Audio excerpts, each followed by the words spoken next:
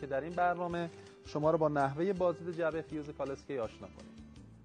یکی از قطعات مهمی که در اکثر خودروهای امروزی وجود داره جعبه فیوز یدکی هستش که علاوه بر جعبه فیوز اصلی وظیفه داره برق اصلی موتور و سیستم روشنایی رو تامین کنه. این مجموعه جعبه فیوز که اصطلاحاً در این خودرو به عنوان جعبه فیوز کالسکی شناخته میشه، ممکنه بر روی بدنه خودرو بسته شده باشه یا در مجموعه کنار باتری بسته شده باشه. در داخل این جعبه فیوز شما چند تا فیوز دارید. 2 عدد شنت دارید که یکی از این شنت ها که سمت موتور هستش فیوز اصلی موتور هستش که در صورتی که این فیوز خراب باشه موتور خاموش میشه، موتور روشن نمیشه. یا اینکه شنت بعدی مربوط به سیستم روشنایی یا چراغ‌های جلو هستش. یکی از عیب‌هایی که ممکنه برای شما پیش بیاد حین استفاده از خودرو اینه که زمانی که سوئیچ خودرو رو باز می‌کنید با توجه به اینکه وضعیت باتری در وضعیت مطلوبی هست ولی چراغ‌های نشان دهنده و اصطلاحاً پشت آمپر شما جریانی رو ندارید که میتونه علت اون خرابی این فیوز باشه.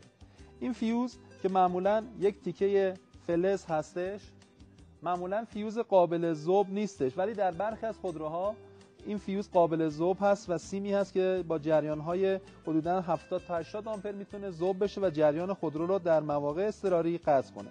گاه هم پیش میاد سوکت هایی که در این قسمت پایین هست، این سوکت ها جدا میشن، اتصال کوتاه پیدا میکنن و مجموعه کار خودش رو به درستی انجام نمیده. حالا ببینید زمانی که این سوئیچ قطع باشه چه اتفاقی میفته. روی خودرو که بریم سوئیچ رو باز کنیم کل جریان برق خودرو چی شده؟ قطع شده. یا اینکه زمانی که خودرو روشن هستش، اجازه بدید ما امتحان کنیم.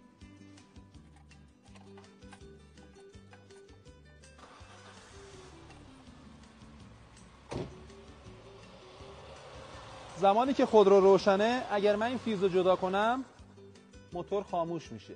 بسیاری از موارد ممکنه برای شما پیش بیاد تو جاده در حین رانندگی هستید، مخصوصا در فصل تابستون که شما از سیستم کولر و تهویه استفاده میکنید، چون جریان زیادی از این فیوز رد میشه پایه های این فیوز ممکنه شل شده باشه و خودرو خاموش کنه. به طوری که شما اگر الان ملاحظه بفرمایید در پشت پانل هیچ نشان دهنده روشن نیستش.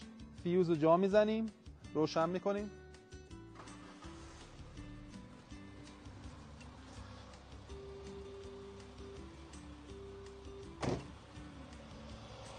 ببینید خودرو خاموش میشه.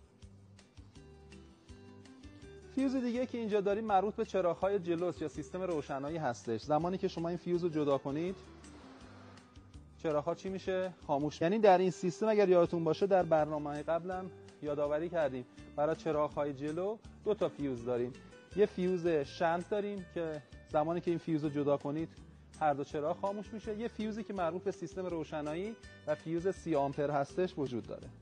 در داخل جعبه فیوز 2 عدد فیوز یدکی هستش که در محل خودشون آزادن تقریبا و 2 فیوز دیگه که مربوط به فنهای خنک کننده هستش که یکی مربوط به دور پایین و دیگری در مربوط به دور بالا هستش. امیدوارم که این برنامه مورد توجه شما قرار گرفته باشه و تونسته باشیم شما رو با نحوه کارکرد جعبه فیوز کالسکی آشنا کنیم.